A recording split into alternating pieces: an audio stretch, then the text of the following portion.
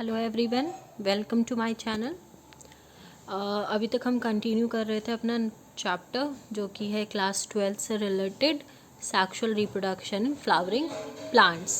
ठीक है, तो अब हम आगे आज इसका नेक्स्ट पोर्शन पूरा करेंगे। हमने पिछली स्लाइड में पढ़ा था stem and microsporangium and pollen grains के बारे में, और आज हम पढ़ेंगे पिस्टिल, मेगास्पोरेंजियम एंड एम्ब्रियोसेक के बारे में।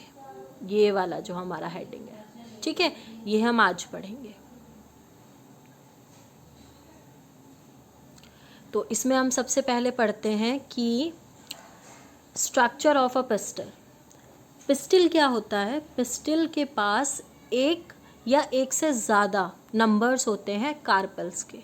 ठीक है, मतलब ग्रुप ऑफ कार्पल्स किस में इंक्लूड होते हैं? पिस्टिल में, और वन कार्पल भी इसमें इंक्लूड हो सकता है। ठीक है, कार्पल जो है वो 3 पार्ट्स में डिवाइडेड है।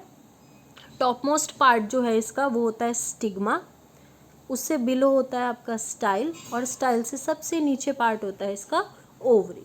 ठीक है, थैलेमस इसमें इंक्लूड नहीं करता, वो सिर्फ आपको स्ट्रक्चर में मेंशन किया हुआ है।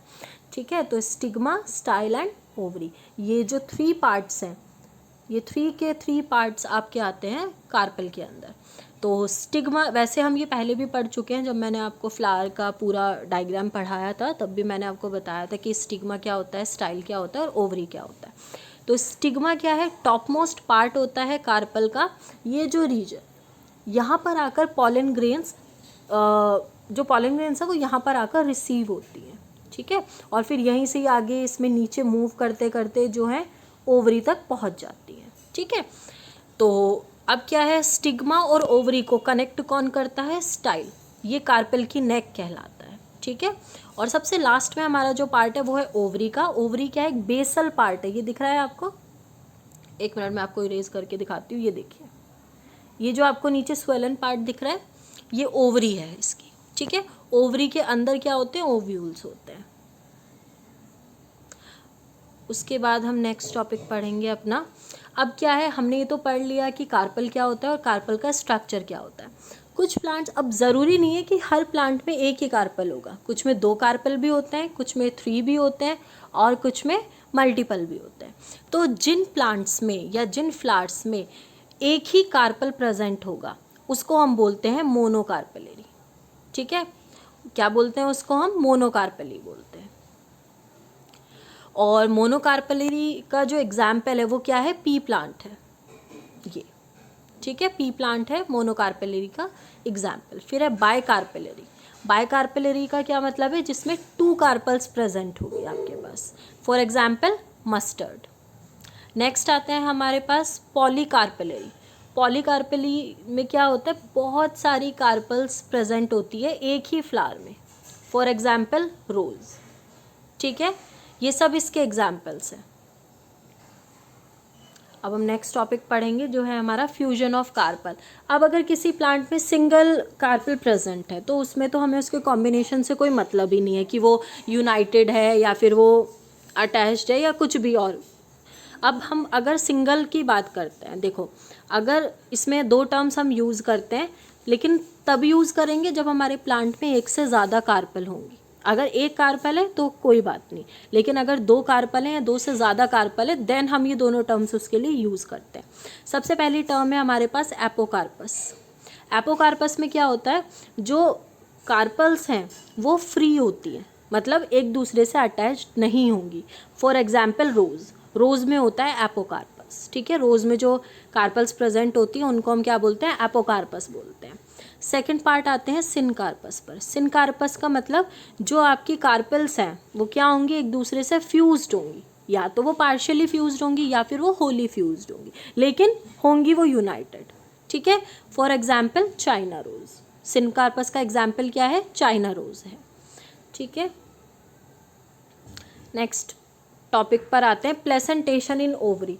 अब हमने कार्पल्स का पूरा पार्ट पढ़ लिया कि कौन कौन से उसमें डिफरेंट पार्ट्स हैं, कैसे कैसे वो कनेक्टेड होते हैं, हमने सब उसके बारे में पढ़ लिया। अब उसके बाद में आता है हमारे पास next topic placentation in ovary, कि ओवरी में जो ओव्यूल्स हैं वो किस तरह से अरेंज होते हैं ओवरी के अंदर, उनको हम क्या बोलते हैं? प्लेसेंटेशन बोलते हैं। ठीक है, तो सबसे पहले यहाँ पर हम प्लेसेंटा के बारे में जान लेते हैं कि प्लेसेंटा क्या होता है। A special tissue that forms the inner wall of ovary bearing one और मोर ओव्यूल्स।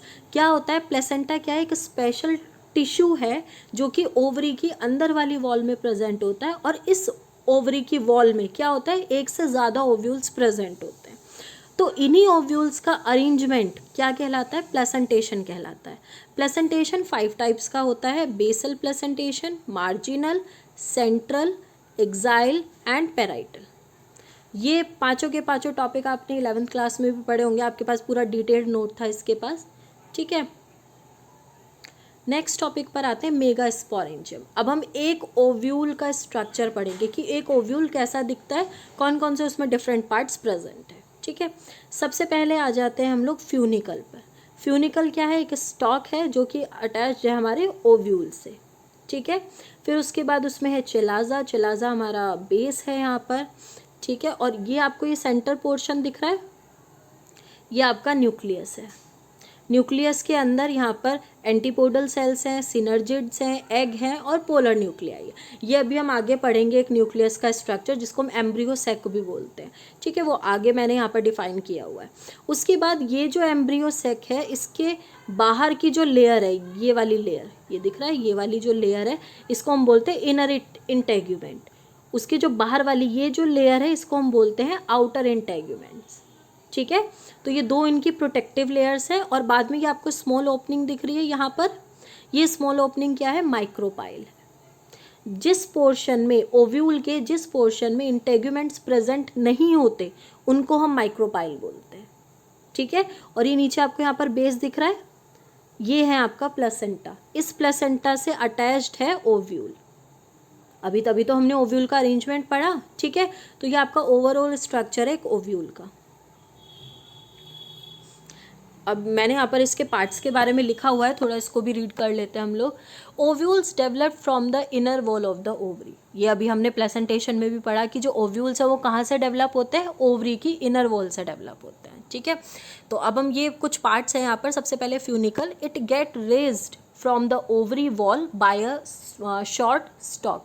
फ्यूनिकल अभी हमने कहाँ से निकलते हुए देखा? प्लेसेंटा से निकलते हुए देखा। और क्या कंटेन किया फिर उसने? ओव्यूल को कंटेन किया। जो फ्यूनिकल है वो क्या करता है? फूड को ट्रांसपोर्ट करता है और वाटर को ट्रांसपोर्ट करता है। किसके अंदर?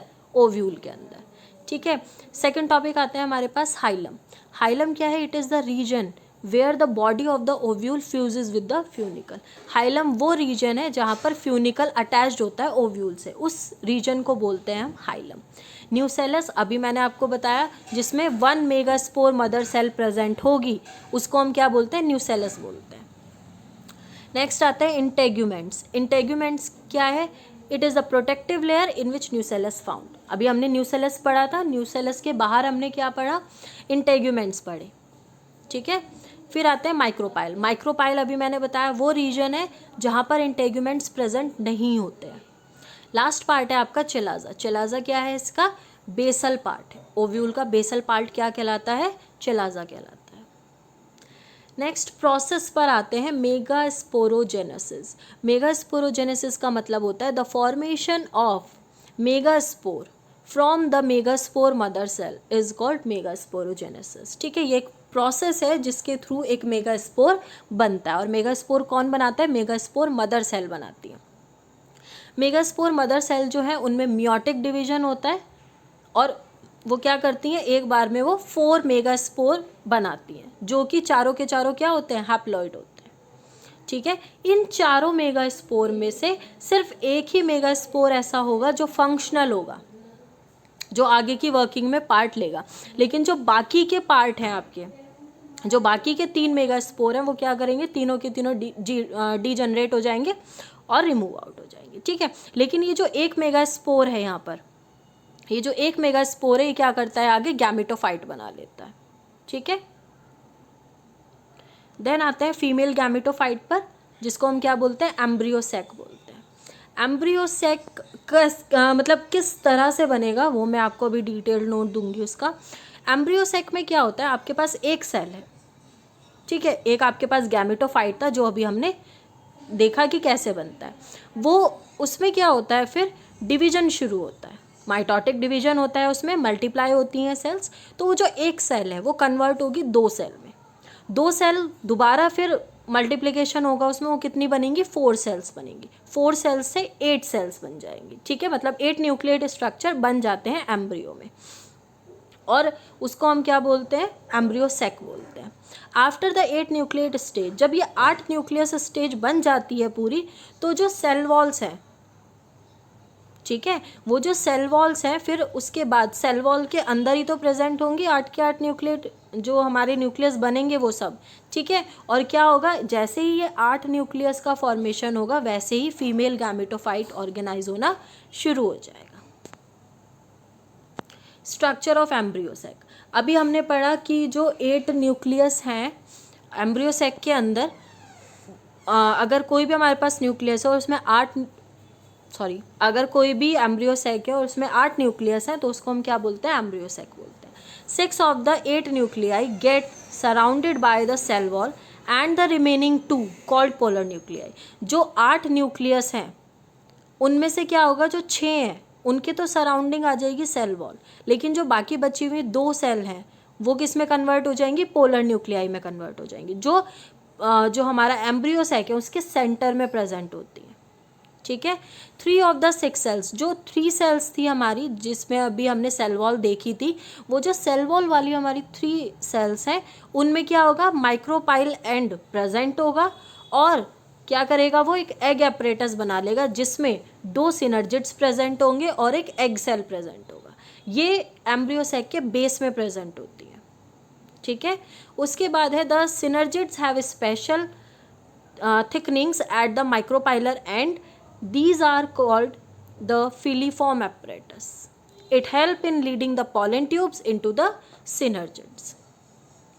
यहाँ पर देखिए डायग्राम पर आइए, ये यहाँ पर 2 सेल्ड स्टेज है, मैंने कहा था ना 1 से 2 सेल बनेंगी, माइटोटिक डिवीजन होने के बाद 2 से फिर 4 सेल बनी, 4 से 8 सेल बनी, ये जो 8 सेल का स्ट्रक्चर है ये जब इसमें और आगे फॉर्मेशंस होती हैं, सेल वॉल बनती है, तो ये इस तरह डिवाइड हो जाती हैं, ये वाला पोर्शन है, ठीक है।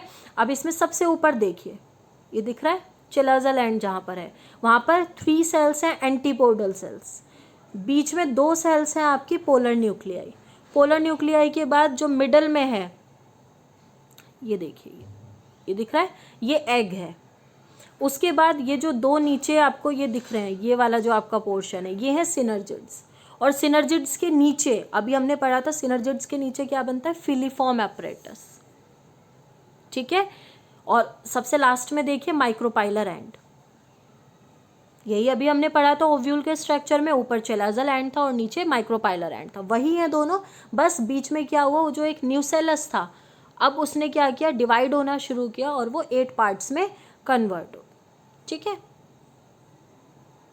3 cells are at the chalazal end and are called antipodal cells, अभी मैंने आपको बताया कि क्या बोलते हैं हम उनको, एंटीपोडल सेल्स बोलते हैं, इसीलिए जो एक टिपिकल एंजियोस्पर्म फीमेल गैमेटोफाइट होता है उसके पास 7 सेल्ड स्ट्रक्चर होते हैं वो, या फिर 8 न्यूक्लिएटेड होते हैं, ठीक है। और बाकी इसमें एक ये भी है यहाँ पर, ये ज़्यादा डिटेल्ड तो नहीं है लेकिन हाँ इन्होंने रीशफल बाद में करके दिखाया, ये जो लास्ट में है ये एक मैच्योर एम्ब्रियो सेक है, ठीक है, ये तो अभी यहाँ पर शफल नहीं हुए हैं अच्छे से इसीलिए मेंशन नहीं है पूरा। और देखिए इसमें एंटीपोडल सेल्स नीचे दिखाई हैं, सिनर्जिड्स ऊपर दिखाए हैं, एग है ये, ठीक है, लेकिन जो पूरा मैच्योर ओव्यूल का स्ट्रक्चर होता है वो ऐसा होता है, एम्ब्रियो सेक का जो स्ट्रक्चर होता है वो इस तरह से होता है, ठीक है। अब जब हम नेक्स्ट स्लाइड पढ़ेंगे तो उसमें मैं आपका नेक्स्ट टॉपिक क्लियर कराऊंगी, पॉलिनेशन एंड डबल फर्टिलाइजेशन, बाकी फिर उसके बाद हम नेक्स्ट स्लाइड में पूरा करेंगे उससे जो हमारा नेक्स्ट टॉपिक जो भी होगा, ठीक है। Thank you.